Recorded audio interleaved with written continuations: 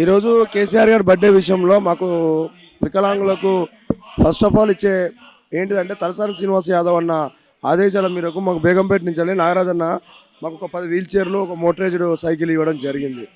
మా వికలాంగులకు కొంచెం చేయూతగా హెల్ప్ చేయడం జరిగింది.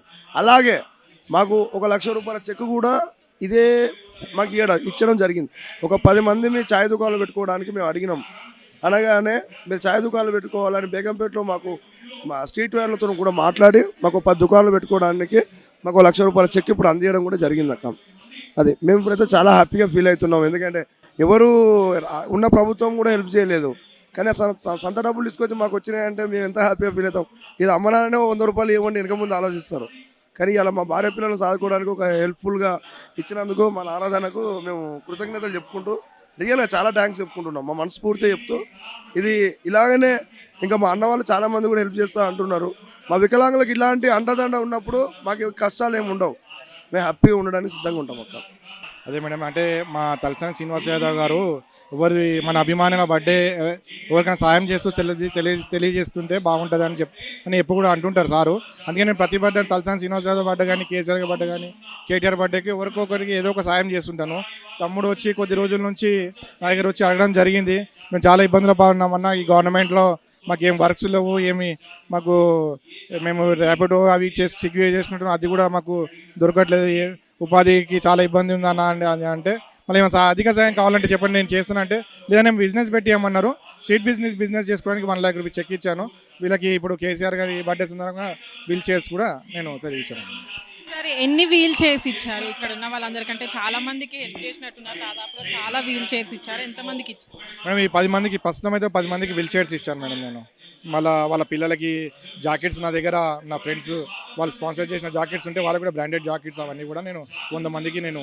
ప్రభుత్వం వచ్చిన తర్వాత ఈసారి సెలబ్రేషన్స్ ఈ సంవత్సరం ఎలా జరగబోతుంది మేడం? కేసీఆర్ గారి అంటేనే మనకు తెలంగాణకు ఒక జాతిపిత. ఈ జాతిపిత కోసం మేము ఉద్యమకారులం. ఎందుకంటే కేసీఆర్ గారి బర్త్డే అంటే మాకు చాలా ఇది ఉత్సాహంగా ఉంటుంది మేడం. చాలా గ్రాండ్గా సెలబ్రేట్ చేయాలి, మంచిగా సెలబ్రేట్ చేయాలి. ఎవరికన్నా మనం ఈ సార్ బర్త్డే సందర్భంగా ఎవరికన్నా మంచిగా జరగాలి అని ఉద్దేశంతో మేమే కాదు ప్రతి డిస్టిక్లో కూడా ఇట్లనే ఎవరు ఏరియాలో వాళ్ళు గ్రాండ్గా సెలబ్రేషన్ చేస్తున్నాం మేడం. ఈ సెలబ్రేషన్స్కి ఎవరెవరు వచ్చారు ఈరోజు? హరీష్ రావు గారు వచ్చారు, కేటీఆర్ గారు వచ్చారు. కేటీఆర్ గారి చేతుల మీదనే చెక్ ఇప్పించాను నేను. తలసాని శ్రీనివాస్ ఆధ్వర్యంలో జరుగుతుందండి ఇది.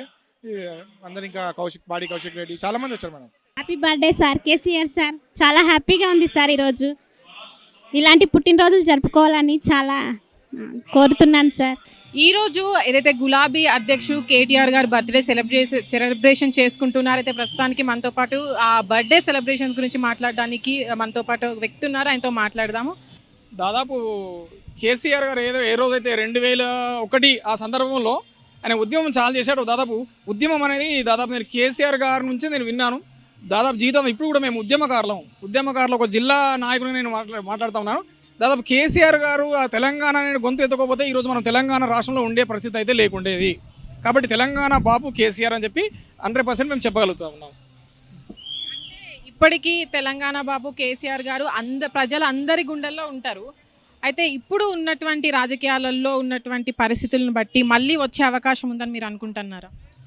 200% ఖచ్చితంగా మళ్ళీ కేసీఆర్ గారే ముఖ్యమంత్రి ఈ రాష్ట్రానికి. ఎందుకంటే దాదాపు హ్యాట్రిక్ సీఎంగా కాబోతున్నారు. దాదాపు దేశంలో ఎక్కడ లేని చరిత్ర, ప్రపంచంలో కూడా ఎక్కడ లేని చరిత్ర. దాదాపు నాయకులు అనే వాళ్ళు ఒక పార్టీ నుంచి వస్తారు, ఆ పార్టీలో వాళ్ళు ఎదిగి ఆ రకంగా వస్తారు. కానీ కేసీఆర్ అనే వ్యక్తి దాదాపు పార్టీని ఆవిర్భవించి పార్టీలో మళ్ళీ దాదాపు ఒక రాష్ట్రాన్ని సాధించి ఆ రాష్ట్రానికి ముఖ్యమంత్రి అయి ఈరోజు ఎవరైతే నాయకులు అయితే ఉన్నారో ఆ నాయకులు కావచ్చు, ఆ పరిపాలకులు కావచ్చు, ఈ రాష్ట్రం మీద లేకపోతే వాళ్ళు నాయకులు కాలేరు, వాళ్ళు పరిపాలకులు కూడా కాలేరు. అట్లాంటి ఒక కొత్త నూతన శంఖాన్ని ప్రపంచాన్ని కాదు దేశానికే దాదాపు ఒక మంచి కొత్త నూతన శంఖాన్ని సృష్టించినటువంటి మహానుభావుడు కేసీఆర్ గారు అని మేము 100% చెప్పగలుగుతా ఉన్నాం.